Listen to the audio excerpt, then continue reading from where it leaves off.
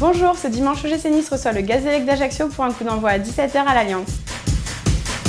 Le Gazélec d'Ajaccio reste sur une victoire à domicile contre Caen et occupe actuellement la 18e place du championnat avec 33 points. Mais à la base, c'était un club de corpo.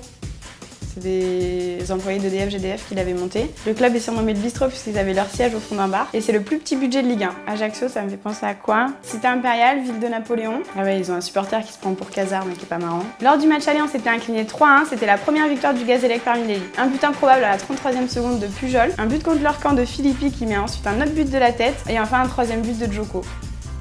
Genre c'est mon pote. Pardon.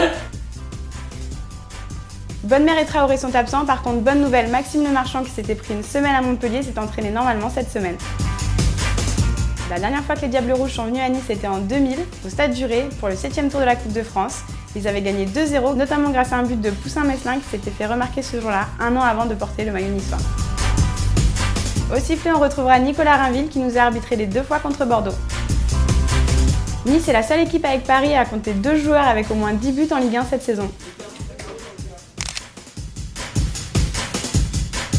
Les infos improbables, j'en ai plusieurs. Déjà, Clément Maury, leur gardien, est ingénieur informaticien. Leur meilleur buteur, Mohamed Larbi, avant il jouait au Rapide de Menton. Et il vissait les sièges du Louis II. Le choc du premier contre le deuxième, Paris-Monaco. Lyon reçoit Nantes. Rennes se déplace à Marseille. En gros, il faudrait des matchs nuls. Sauf, faut que Paris gagne. La semaine prochaine, c'est la trêve. Félicitations aux joueurs qui vont rejoindre leur sélection.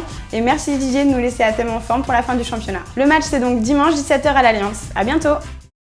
J'espère qu'ils vont venir nombreux partout parce que ça fait vraiment du bien et c'est important. Et puis à domicile, j'espère qu'ils vont venir aussi très nombreux pour nous encourager parce qu'on a besoin d'eux plus que jamais maintenant.